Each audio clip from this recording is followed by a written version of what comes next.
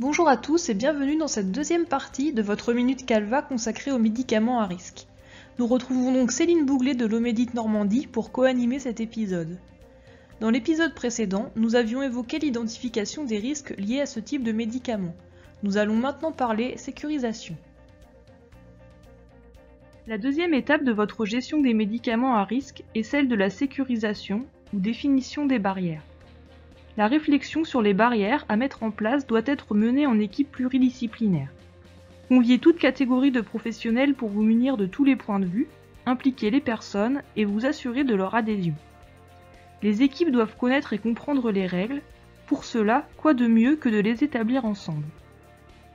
Les barrières doivent être adaptées aux risques identifiés préalablement, ainsi qu'aux spécificités de l'établissement. Par exemple en HAD, évaluation des compétences du patient ou de l'aidant à gérer l'auto-administration, support pédagogique adapté, formation spécifique pour les infirmières.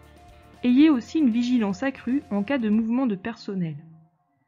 Définissez ensemble des barrières visant à prévenir, détecter et récupérer les erreurs. Je laisse maintenant la parole à Céline qui va vous citer quelques exemples. Il ne faut pas vouloir trop en faire, mais bien faire ce qui est nécessaire. Voici quelques suggestions à vous approprier.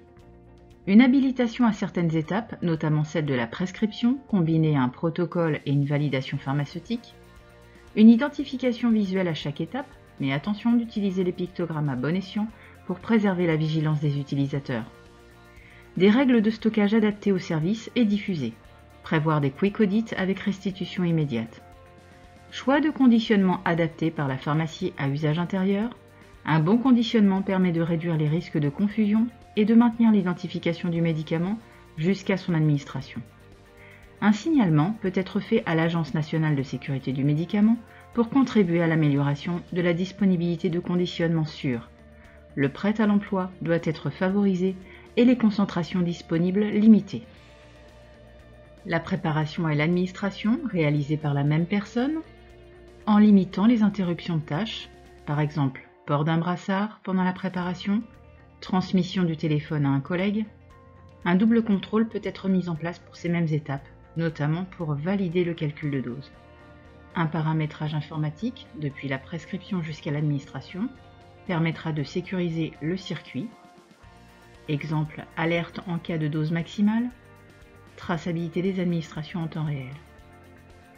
En cas d'erreur détectée, antidotes et protocoles associés doivent être à disposition.